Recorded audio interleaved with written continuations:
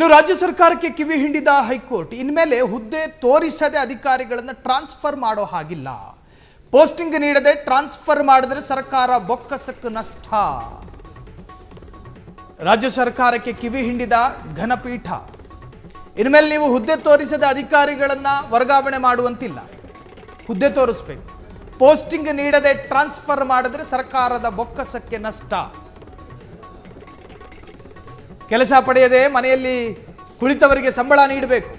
ಹುದ್ದೆ ತೋರಿಸುವವರಿಗೂ ಹಿಂದಿನ ಹುದ್ದೆಯಿಂದ ಬಿಡುಗಡೆ ಮಾಡದಂತ ಸೂಚನೆ. ಪೋಸ್ಟಿಂಗ್ ತೋರಿಸದೆ ವರ್ಗಾವಣೆ ಮಾಡಿದ್ರೆ ಮುಖ್ಯಸ್ಥರೇ ಹೊಣೆ ಆಗ್ತಾರೆ.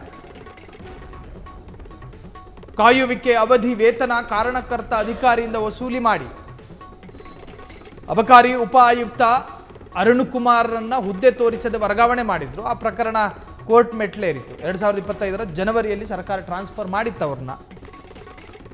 ಹುದ್ದೆ ನೀಡದ ಕಾರಣ ಹೈಕೋರ್ಟ್ ಮೊರೆ ಹೋಗಿದ್ದ ಅಬಕಾರಿ ಅಧಿಕಾರಿ ಅವರಿಗೊಂದು ಹುದ್ದೆ ಕೊಟ್ಟಿರಲಿಲ್ಲ. ಅರ್ಜಿ ವಿಚಾರಣೆಯ ಬಳಿಕ ಇನ್ನು ಮೇಲೆ ಹುದ್ದೆ ತೋರಿಸದೆ ಯಾವುದೇ ಅಧಿಕಾರಿ ವರ್ಗ ಮಾಡದಂತ ಆದೇಶ. ಒಂಥರ ಮೂಗರ್ಜಿ ಇದ್ದ ಹಾಗೆ ಮಾಡಂಗಿಲ್ಲ ಸರ್ಕಾರ ಅಂತ ಹೇಳಿ ಕೋರ್ಟ್ ಹೇಳಿದ್ರು. ಒಬ್ಬರನ್ನ ನೀವು ವರ್ಗಾವಣೆ ಮಾಡುವುದಾದರೆ ಇಂತಹ ಆಯಕಟ್ಟಿನ ಸ್ಥಳ ಅಥವಾ ಇಂತಿಂಥ ಜಾಗ, ನಿಮಗೆ ಈ ತರಹದ್ದೊಂದು ಮುಂದಿನ ಹುದ್ದೆ, ಇವೆಲ್ಲವನ್ನು ಕೂಡ ತಿಳಿಸಬೇಕು.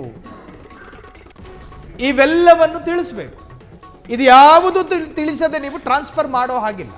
2025 ಒಂದು ವರ್ಗಾವಣೆ ಪ್ರಕರಣ ಕೋರ್ಟ್ ಮೆಟ್ಲೇರಿತು. ಆ ಪ್ರಕರಣಕ್ಕೆ ಸಂಬಂಧಪಟ್ಟ ಹಾಗೆ ಆತನಿಗೆ ನಿರ್ದಿಷ್ಟ ಹುದ್ದೆಯನ್ನು ಕೊಡದೆ ಮನೆಯಲ್ಲಿ ಕೂರಿಸಲಾಗಿತ್ತು. ಮನೆಯಲ್ಲಿ ಕೂತ್ಕೊಂಡ ಕಾಲಘಟ್ಟದ ಅವಧಿಯ ಸಂಬಳವನ್ನು ಕೂಡ ಸರ್ಕಾರನೇ ಪೇ ಮಾಡಬೇಕು. ಅದು ಯಾವುದು ಕೂಡ ಲಾಸ್ ಆಫ್ ಪೇ ಆಗೋದಿಲ್ಲ. ಸರ್ಕಾರ ಅದನ್ನು ಪೇ ಮಾಡಬೇಕಾಗಿತ್ತು. ಆದರೆ ಸರ್ಕಾರಕ್ಕಿದು ನಷ್ಟ. ಸುಮ್ಮನೆ ಮನೇಲಿ ಕೂತ್ಕೊಂಡವರಿಗೆಲ್ಲ ಸಂಬಳ ಕೊಡೋದಾದರೆ ಸರ್ಕಾರದ ಖಜಾನೆ ಏನು ಪುಕ್ಸಟ್ಟೆ ಬಿದ್ದೈತಾ? ಕೋರ್ಟ್ ಹೇಳ್ತು, ಒಂದು ವೇಳೆ ಇನ್ನು ಮುಂದೆ ಆ ತರಹದ ಪ್ರಕರಣಗಳಾದರೆ ಯಾರು ವರ್ಗಾವಣೆ ಮಾಡಿರ್ತಾರೋ ಅವರೇ ಈ ಹೊಣೆಯನ್ನು ಹೊರಬೇಕು ಅಂತ ಹೇಳಿ ಸರ್ಕಾರಕ್ಕೆ ಕೋರ್ಟು ತಾಕೀತು ಮಾಡಿದೆ. ಪೋಸ್ಟಿಂಗ್ ಮಾಡೋದಿದ್ರೆ ಹುದ್ದೆಯನ್ನು ತಿಳಿಸಬೇಕು. ಕಾಯುವಿಕೆಯ ಅವಧಿ ವೇತನ ಕಾರಣಕರ್ತ ಅಧಿಕಾರಿಯಿಂದಲೇ ವಸೂಲಿ ಮಾಡಲಾಗುವುದು.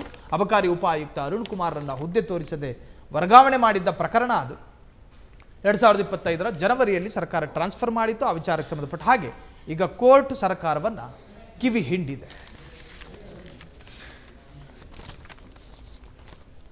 ಕ್ಷಣ ಕ್ಷಣದ ಸುದ್ದಿಗಳಿಗಾಗಿ ಫ್ರೀಡಂ ಟಿವಿ ಸಬ್ಸ್ಕ್ರೈಬ್ ಮಾಡಿ, ಲೈಕ್ ಮಾಡಿ ಹಾಗೂ ಫಾಲೋ ಮಾಡಿ. ಹೊಸ ಸುದ್ದಿಗಳ ನೋಟಿಫಿಕೇಶನ್ಗಾಗಿ ಬೆಲ್ ಐಕಾನ್ ಮೇಲೆ ಕ್ಲಿಕ್ ಮಾಡಿ.